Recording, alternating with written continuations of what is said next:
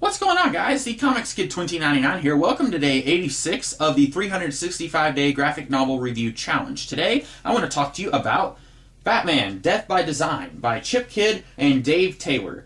This is an original graphic novel that came out about 5-ish years ago, and it is an Elseworld story, which is one of the reasons I really like this book, because when this came out, DC wasn't really doing a whole lot of Elseworld stories. They were still occasionally doing them, like, for example, the Judas Coin, which I talked about a month ago, but for the most part, they had stopped doing Elseworld books, and you won't actually find the Elseworld logo anywhere on this book, but it is not set in the DC universe. This is set in an alternate reality in the late 20s, early 30s, which is the other reason that I really like this book, because I really like that time period. I really like getting to see familiar characters in an era that they don't usually get to play around with. And that's an era that was home to characters like the Shadow, or Doc Savage, or the Avenger, what I like to call proto-superheroes that preceded characters like Batman and Superman. And so it feels very right to have Batman in that era playing around in a different kind of playground. And this is the time period that was very influential on Batman the Animated Series, so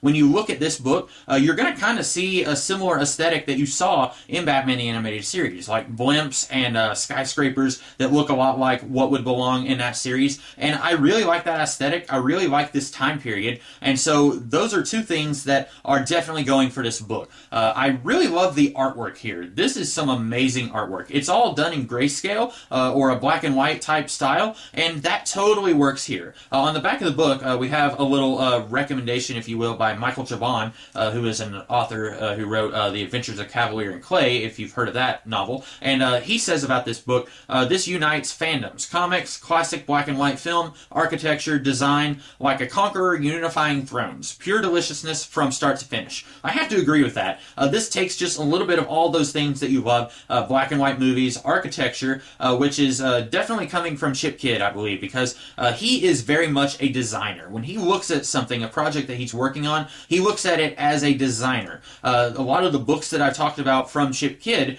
he looks at them as a graphic designer. That is kind of how he approaches projects. And this is probably the most comic book thing that he's worked on. A lot of the other stuff that I've read from Kidd is more a book about certain nonfiction things. Like, for example, that book about Batman the Animated Series, or he did a book about Alex Ross's artwork. Different things like that. Those are nonfiction books that Chip Kidd has contributed to. This is, as far as I know, the only thing that I've read from him that is a fictional story done as a comic book. But I really love what he did here along with Dave Taylor, and I would really love to see this creative team do some more stuff along these lines. I doubt that's going to happen because this was done several years ago and we haven't seen anything along these lines come up since then.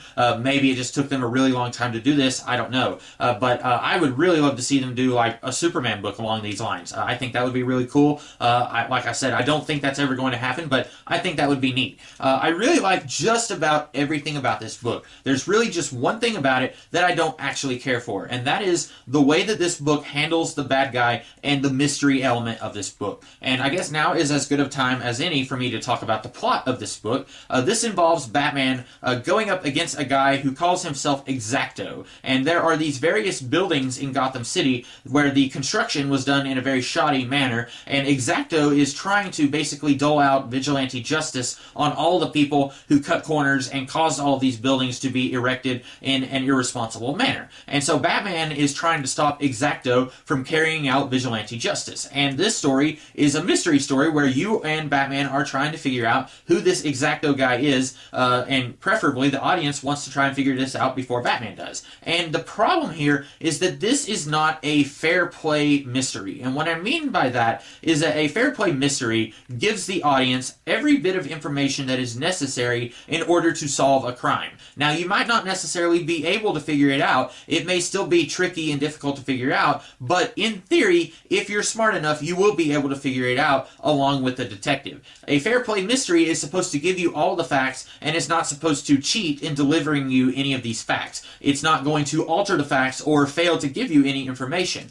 This book I don't want to say that it fails to give you information, but there is a visual cue about the bad guy that it cheats on a little bit. And I'm not going to go into any further detail there. I don't want to spoil this book because I do think that everyone should read this book, but there is something visual about the bad guy that they cheat on a little bit when they're trying to prevent the audience from figuring out who this bad guy is. And I think that comes from a place where whenever people do mystery stories, and it's not just this book, it's lots of other mystery stories I've read, whenever you see mystery stories being done, a lot of people seem to think that preventing the audience from figuring it out is the most important part of the mystery, and that's absolutely not true. The most important part is telling a good, gripping story with good characters and interesting scenery and stuff like that. All of that is much more important than preventing the audience from figuring it out. Now, I do think that this book is good and worthwhile. In fact, I would say my one complaint about it would only bring it down like 1 point. So this is maybe a 9 out of 10 instead of a perfect 10 out of 10.